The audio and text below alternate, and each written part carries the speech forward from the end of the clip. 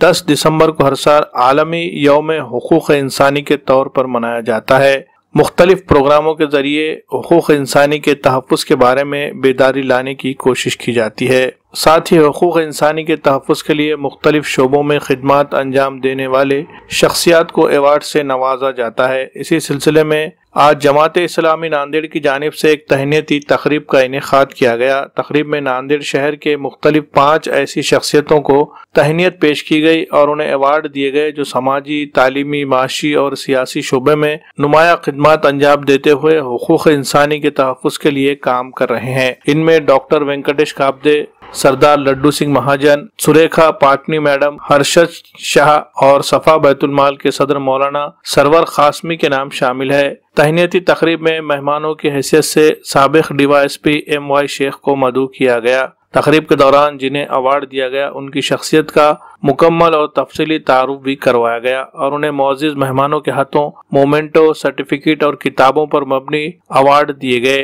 Programme के दौरान जमात इस्लामी नांदेड़ का मुख्तसर तारुफ भी करवाया गया। समाज की इस्लाह और खिदमत के लिए जमात के मुख्तलिफ शोबों की जानिब से अंजाम दी जा रही खिदमत का तारुफ पेश किया गया। इसी तरह आलमी यौम हुकूक इंसानी के तहत मुनक़िद किए गए इस प्रोग्राम के इनेकाद की गर्ज़ो गायत बयान की गई, जिसमें यह कहा गया कि जमात इस्लामी हिंद ये चाहती है कि समाज में तमाम लोगों को यकसा हुकूक मिले, किसी के साथ नाइंसाफ़ी न होने पाए। दबे कुचले और समाज के पसमानदा तबक़ात को उनका हक दिलाने के लिए जमात इस्लामी हिंद की जानिब से की जा रही कोशिशों की भी मालूमात दी गई। अवार्ड हासिल करने वाले शख्सियात ने भी प्रोग्राम के बारे में और जमात की खिदमत के हवाले से कई अहम बातें बताई और जमात के साथ मुस्तकबिल में भी रवाबित कायम करके समाज की फलाह व बहबूद के लिए हर मुमकिन ताउन करने का यकीन दिलाया। अमीर मुकामी रियाजुल हसन आमिर ने प्रोग्राम में शरीक तमाम मेहमानों का शुक्रिया अदा किया। प्रोग्राम में जमात के अरकान और कारकुनान के अलावा आम लोग भी कसीर तादाद में मौजूद थे।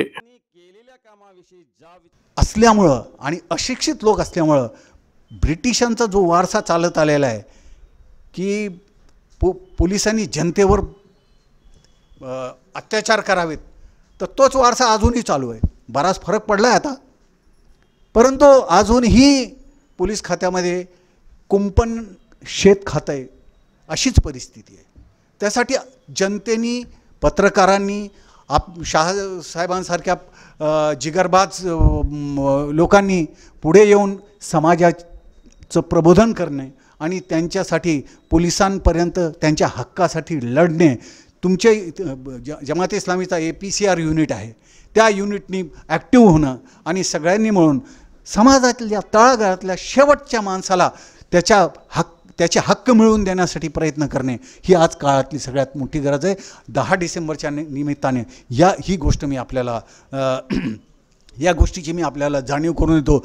हे जरी आपण केलं आणि किमान आपण वाचलं की अधिकार काय आहेत आपल्याला, त्या अधिकारांची पायमल्ली झाली तर आपल्याला कुठं जाता येतं। कधीही लक्षात ठेवा, कायदा वेगळा असतो आणि संवैधानिक तरतुदी वेगळ्या असतात। कायदा भंग झाला, आपण स्टेट कोर्टामध्ये जाऊ शकतो, पोलीस स्टेशनमध्ये जाऊ शकतो, पण संवैधानिक अधिकार, मूलभूत अधिकार जेव्हा त्यांचं हनन होतं तर ते स्टेटकडून होतं।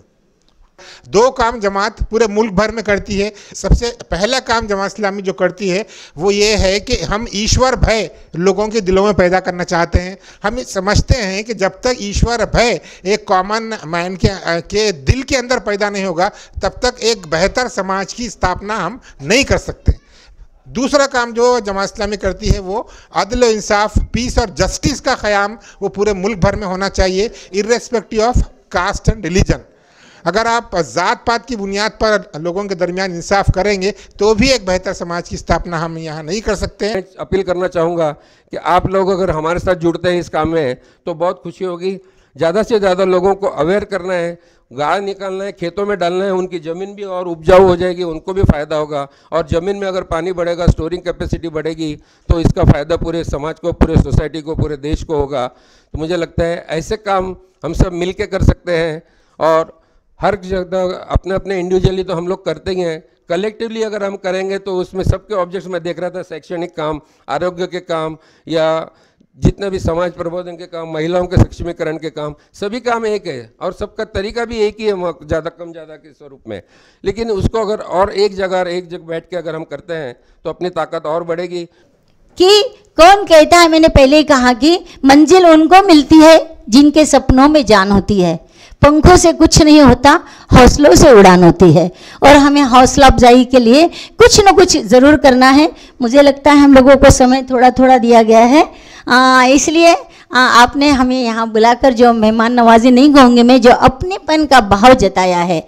आप जब कभी भी आवाज़ दोगे, मैं पुलिस स्टेशन में एसपी ऑफिस में एवरी सैटरडे को काउंसलिंग करती हूँ। मैं हमारी बहनों से भी कहना चाहूँगी, उन भाइयों से भी कहना चाहूँगी, अभी क्या हो गया, एक नया ट्रेंड शुरू हो गया है कि पत्नी पीड़ित पुरुष भी होने लगे हैं अभी।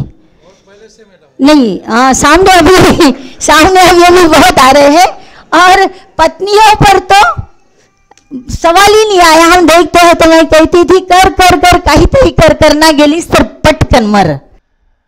तो ये इसी तरह पिछले दिनों में जो हमने बेरोजगार लोगों को मदद के तौर पर ये हाथ गाड़े तकसीम किए हैं, 50 हाथ गाड़े, उसमें हमारे बहुत सारे भाइयों ने मदद की। वो सिर्फ आदमियों को तलाश करने में कि कौन ज़्यादा ज़रूरतमंद है, उनका सर्वे करने में। तो 8 दिन का सर्वे करने के बाद 50 लोग सही ज़रूरतमंद मिले, क्योंकि कोई भी लोग आगे बोलते हैं कि हम भी ज़रूरतमंद, हमको दे दो। तो माशाल्लाह वो एक काम हुआ, और हम लोग मुसलसिल जो है रोज़ाना उसकी बारे में भी, जिनके पूरे पते हमारे पास हैं, हम जाकर देख रहे हैं। वो लोग अपने गाड़े पर रोज़ाना अपना जो है कारोबार कर रहे हैं, और उनके घरों में खुशहाली है। अगर आप अपने मकान, ऑफिस या दुकान के लिए किसी भी तरह का फर्नीचर खरीदना चाहते हैं तो शहर नांदेड़ में आपके लिए हाजिर है SK home appliances and steel furniture. जी हाँ, हमारे यहाँ सागवानी पलंग, सादे पलंग, कुशन पलंग, सागवानी सोफे, कुशन सोफे, लोहे की अलमारी, लकड़ी की अलमारी, शोकेस, ड्रेसिंग टेबल, सिंगारदान, कुर्सियां, office chair, office table, tea table, इसके अलावा सभी तरह के फर्नीचर निहायत वाजिबी दामों पर दस्तयाब है। इसी तरह शादी की तकरीब के लिए भी ऑर्डर के मुताबिक सभी तरह के फर्नीचर तैयार किए जाते हैं। मजीद तफसीलात के लिए हमारा पता है SK home appliances and steel furniture, Barkat complex, Raza Chowk, Degloor Naka road, Nanded. Proprietor Asif Ahmed, Takheer Ahmad.